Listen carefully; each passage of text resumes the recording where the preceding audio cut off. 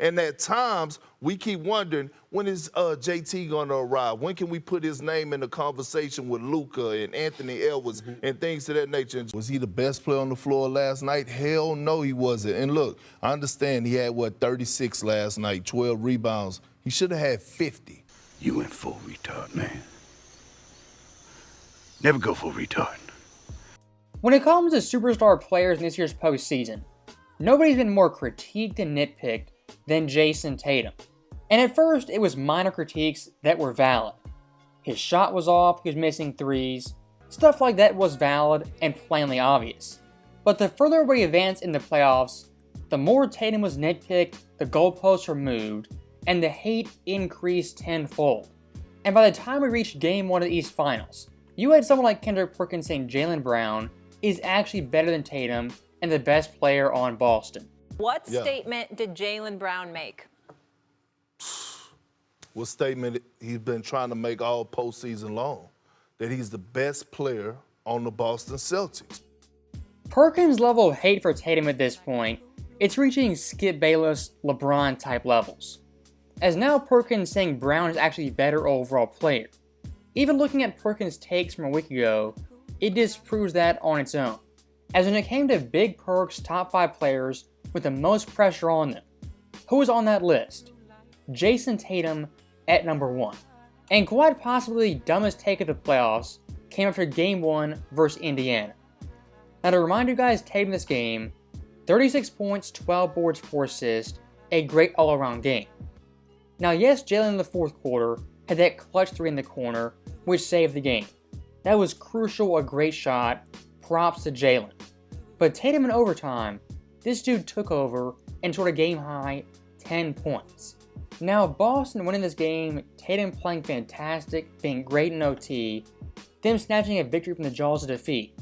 What was Perkins' big brain take the next day? Was he the best player on the floor last night? Hell no, he wasn't. And look, I understand he had, 36 last night, 12 rebounds. He should have had 50. I want you guys to wrap your heads around this. Perkins' standards for Tatum is scoring 50 points in the East Finals. In all of NBA history, only 2 players ever have scored 50 plus points in the conference finals. That being Dirk in 06 and Michael Jordan in 1993. Like I said earlier, the standard Perkins holds Tatum to is unrealistic even for the best number 1 options in NBA history. But simultaneously, we'll say Jaylen Brown is the best player despite Tatum having all the pressure expectations and supposedly having to drop 50. And one thing that does frustrate me is that Jaylen Brown in all these debates is really being used as a pawn. These guys don't like Jaylen, appreciate him, or recognize his game when they can't slander Tatum off his great game. And despite Kendrick Perkins being an absolute moron, his narrative after Game 1 spread like wildfire, as even Shannon Sharp, wrongly so, was saying Jaylen Brown was Boston's best player. Right. Jaylen Brown has been their most consistent player throughout these playoffs. If you go back and look at game in the first round series, the second round series, and now this one with an opportunity to advance, Jaylen Brown has been their best player. Maybe I'm too young, a little naive, but I've never seen the media pit 2 superstars against each other in the playoffs. And speaking as a Celtics fan, the goal of this team is winning a championship. I don't care if Tatum averages 30, Brown averages 20, or Brown averages 30, Tatum averages 20. This team for the past 5 years has a knock on the door of a championship. However they get it done, I really could care less about. And very quickly to debunk Shannon's point that Jaylen in these playoffs has been better. Look at Tatum in the last 6 games versus Jaylen in his last 6 games. And for context, Boston right now has played 12 games in the postseason. So looking at Tatum's numbers the second half of this playoff run, 31 points per game, 10 boards, 6 dimes, nearly 2 steals on 59.4 true shooting percentage. For Boston in that stretch, leading them in points, rebounds, assists, and steals. Now, Jaylen's play also fantastic, but compared to Tatum, it's a step below him. 26 points, 6 boards, 4 assists, 1.2 steals on really good shooting. Jaylen Brown is a phenomenal player and highly underrated. And Tatum in his own right, after the slender I've seen from him lately, he's also pretty underrated. But pitting these guys against each other when they're a duo on the same team, it's absolutely idiotic. And one thing I do want to hit on very quickly, Jayson Tatum is the number one option, it's not really close. Jaylen Brown, some nights a 1B, other nights a solid number 2. But the defensive assignments Tatum sees, the defensive focus he gets, far different than Jaylen. In terms of like they being your Detroit Pistons, the Miami Heat have.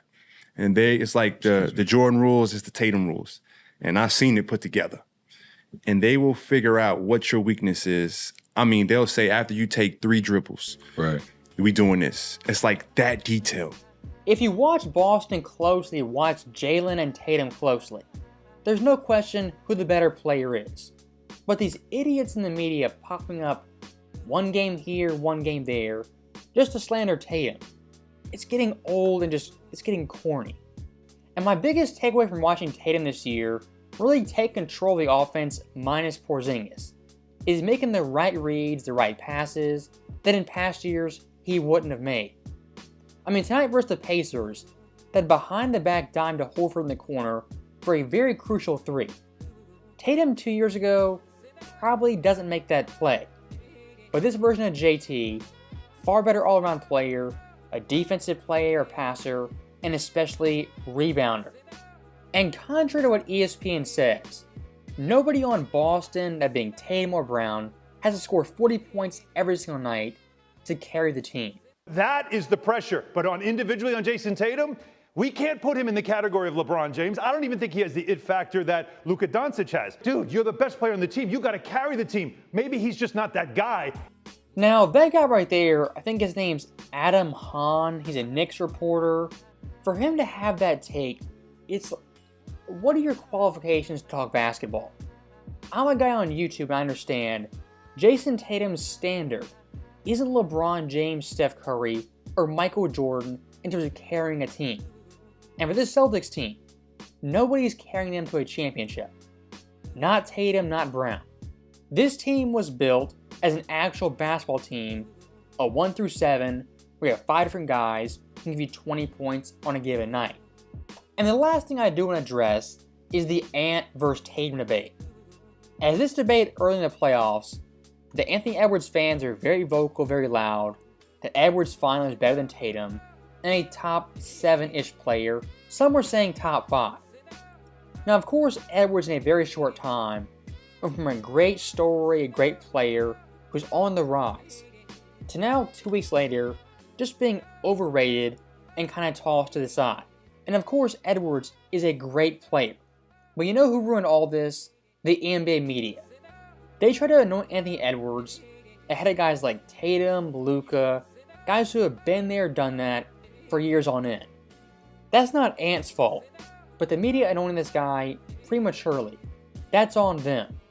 But I think he is a tier, a notch below the absolute superstars of Embiid, Giannis, Jokic, and now Anthony Edwards. Maybe Tatum can change it if they somehow got over the hump and won it this year.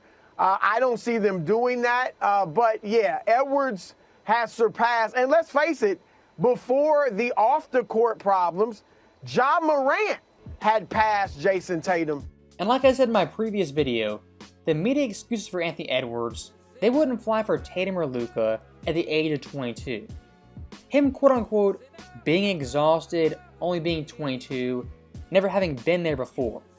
Those excuses don't fly if you're a top 5 or top 3 player like they claimed 2 weeks ago. And there's the crux of my argument. Anthony Edwards in his life was better than Tatum for a total of 2.5 weeks, the start of the postseason.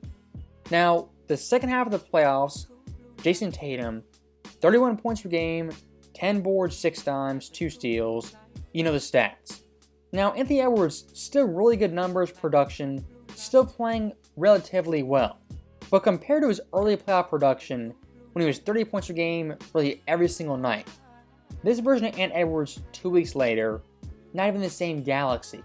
And watching Game 2 of the West Finals, Edwards down the stretch had some really big time blunders, and the biggest one being that pass to Nas Reed that went out of bounds.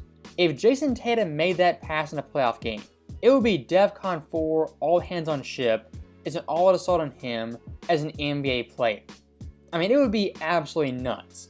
But for some reason, Anthony Edwards kind of just skirts by the criticism of his late game play and his bad play in general. So that right there is the end of the video. As always, thank you guys for watching. Hope you enjoyed it. I'll see you next time.